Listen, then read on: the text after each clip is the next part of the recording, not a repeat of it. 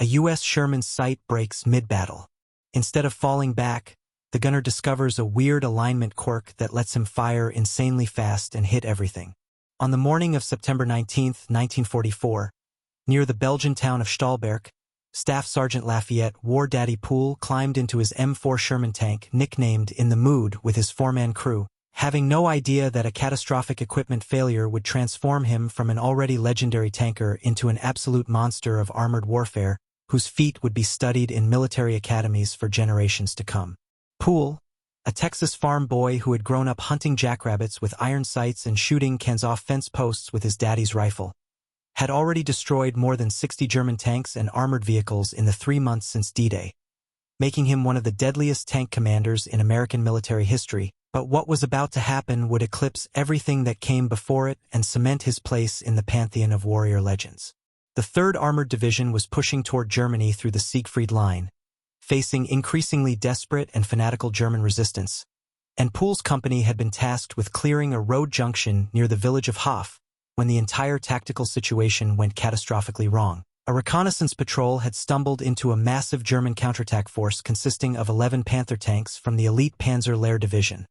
supported by infantry and anti-tank guns, all positioned in a textbook ambush formation along a tree-lined road that funneled American armor into a lethal kill zone. The Panthers, with their sloped armor that could bounce American shells like ping-pong balls and their high-velocity 75mm guns that could punch through a Sherman's armor from 1,000 yards, were arguably the finest medium tanks in the world, and 11 of them together represented enough firepower to obliterate an entire American tank platoon in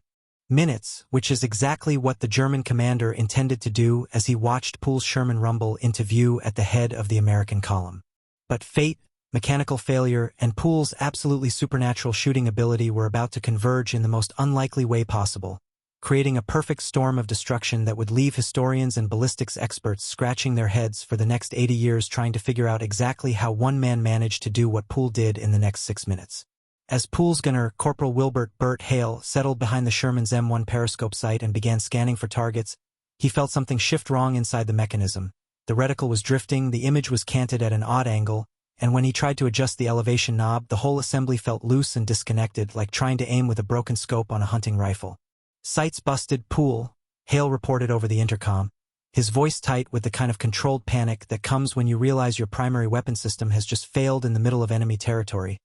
But Poole, who had been tanking since North Africa and had seen every kind of mechanical failure imaginable, didn't order a withdrawal or tell his driver to reverse out of the kill zone. Instead, he told Hale to try using the auxiliary sight, a crude backup system that most gunners hated, because it offered a much more limited field of view and required you to stick your face right up against a small periscope that would probably break your nose if the tank took a hit.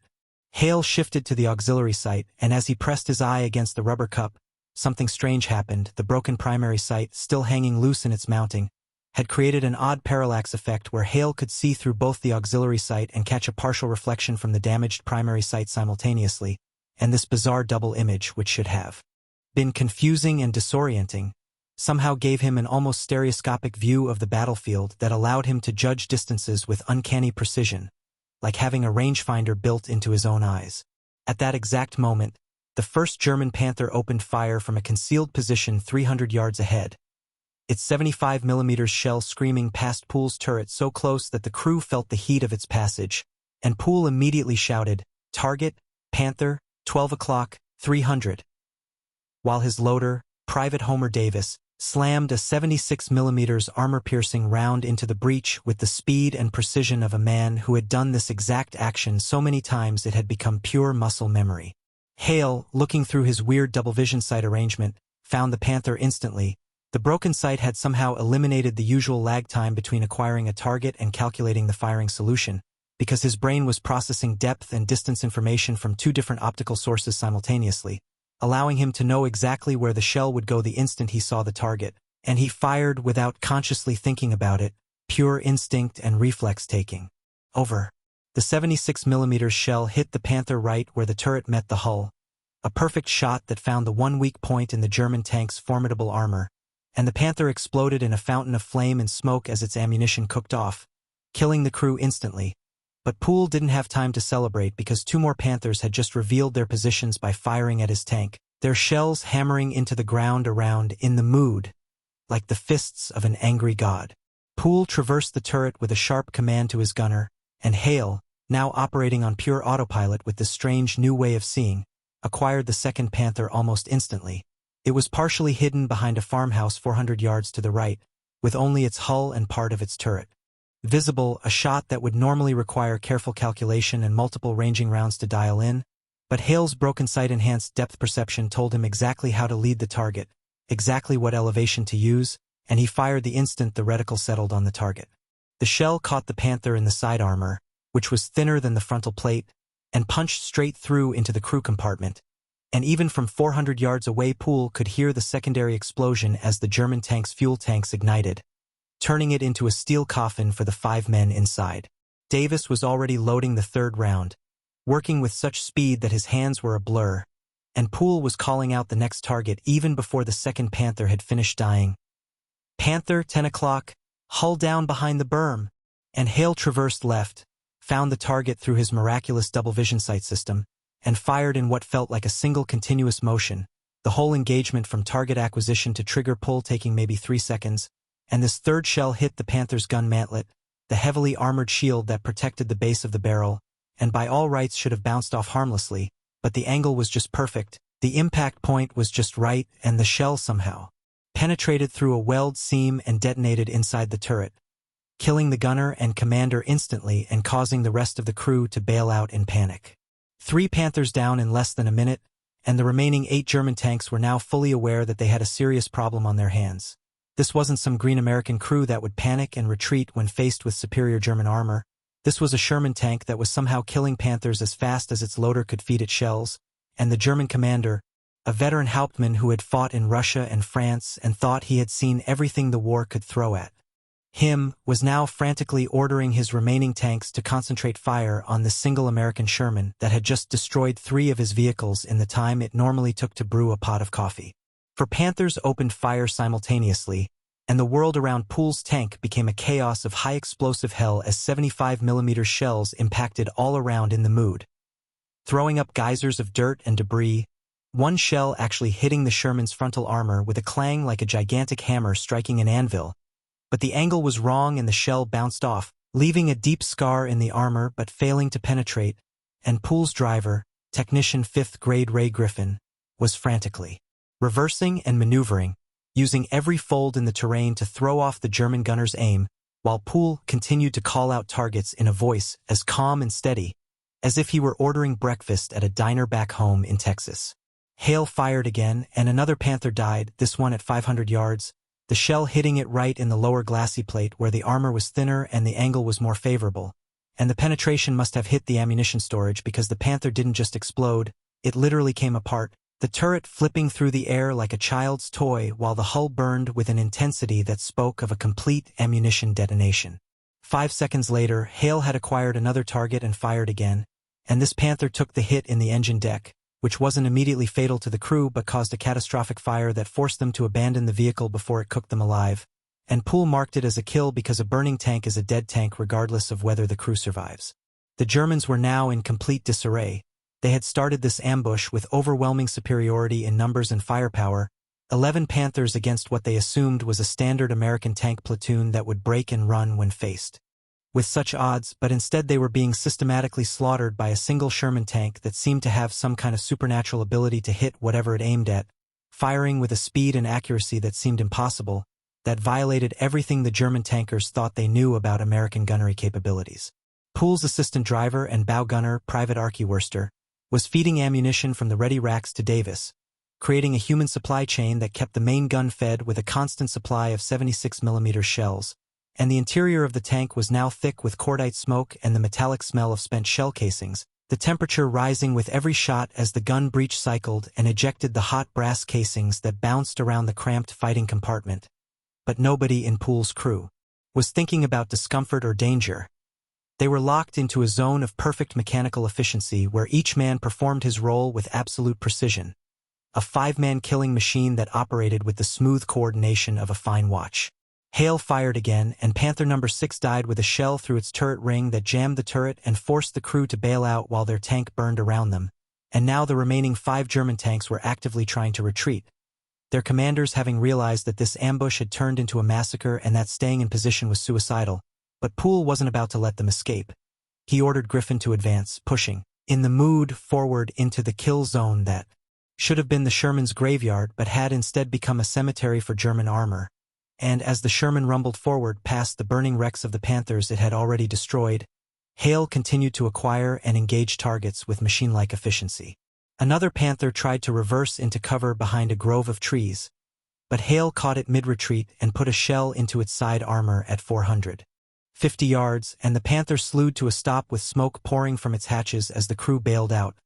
some of them actually stopping to stare in shock at the lone Sherman that had just destroyed 7 of their tanks in less than 4 minutes. The 8th Panther died trying to flee down a farm road, Hale's shell catching it in the rear armor, which was the thinnest on any tank and practically begging to be penetrated. And the explosion was so violent that it suggested the crew had been carrying extra ammunition strapped to the inside of the hull, a common practice among German tankers who knew they might need sustained firepower but which turned their vehicles into death traps if the armor was penetrated. The 9th and 10th Panthers were killed within seconds of each other, both attempting to set up a defensive position behind a stone wall that might have stopped rifle fire but meant nothing to a 76mm armor-piercing shell, and Hale, still operating with that strange enhanced perception that came from his broken sight arrangement,